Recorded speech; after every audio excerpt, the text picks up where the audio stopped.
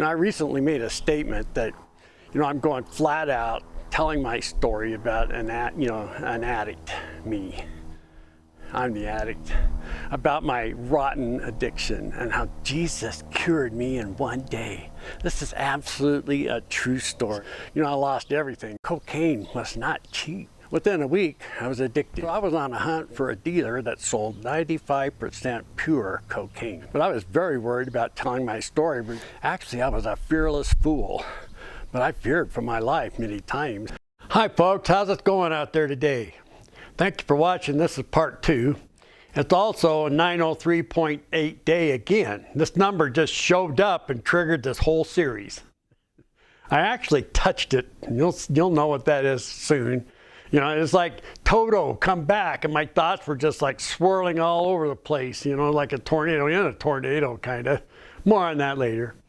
And, I have a couple other things I'd like to share at this point about times that I told my story.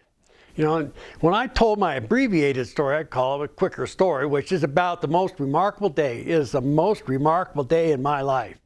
And then, there were different responses. Some were that you have a vivid imagination or a remarkable imagination. Sometimes, I tell my story, my head down, my eyes kind of closed, and then when I was finished, I opened my eyes and some people were crying. It's like, wow. So when I would say that I heard a voice that God or Jesus spoke to me, which I know now is from the Holy Spirit, but they, some of the folks were disbelief. They just, boy, I don't know about that. So, that anyone or anything or any spiritual engagement could have spoken to me. They just didn't exactly believe that part. Basically labeled me as kind of crazy, it might be, or making this story up, which I'm not. Well, I'm here to tell you that the Holy Spirit is a voice that, one feels. You feel it more than you hear it. It's hard to explain. More on that in part 3. That's part 3. Moving on with part 2 here. So from here on out, I'm going to go a little bit deeper, so fasten your seat belts. And it starts out about, getting cocaine. Most of the time when you meet your dealer, recreational dealer, you give them the money and off they'd go in their car. Basically, you're sitting there in your car to go get your order. Then you waited and you waited. Boy, sometimes it's like an hour, sometimes more. And then they'd come back with your order, of course. Then I figured out they were cutting it and partaking on my dime, so I started following them, and I'd get back to where we were supposed to meet before they knew that I was gone. So next, I would go to their dealer's house to see if I could buy from them. First couple times, they told me to get lost. They were not very nice. And one time, so I just got out of there. But so I waited and followed them.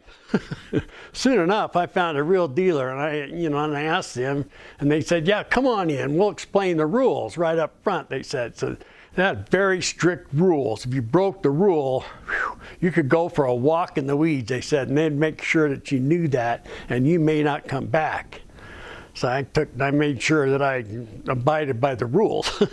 At this time in my life, I was without fear, but I was in business with them. I was a dealer. Things changed fairly quickly as I was getting cocaine wholesale, and it's 95% or more quality.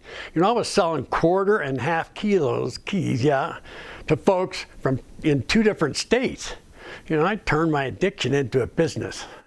I was dealing regardless of serious consequences if I was caught or all that, but I took advantage of the 2 different weight systems. So you have the USA customary weights, it's, ounce, pound, and ton.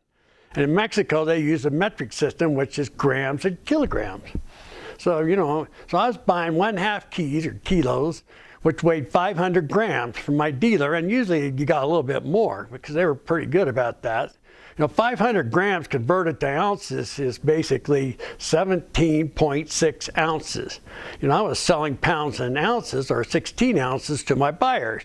They didn't believe at all in the metric system. I did. That left me with 1.6 ounces for free.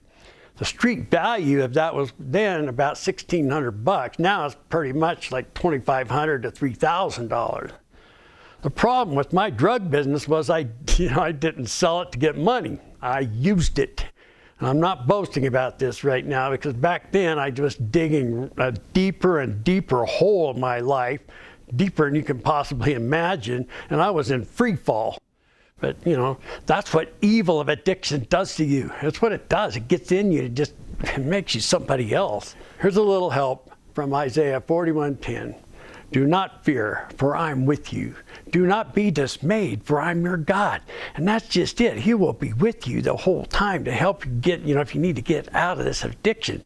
I will strengthen you and help you. I will uphold you with my righteous right hand. Man, just think about that. Think about this. Detox. Have any of you been there? Detox? According to Newsnation, children under 14 are dying from fentanyl poisoning and drug use at a rate faster than any other age group. Parents, pay attention. Get in touch with Jesus. If you have questions about recycling your heart, come to the Greeley Vineyard Church or Google the Vineyard USA website and find a church near you. Contact them and there will be someone there to help you.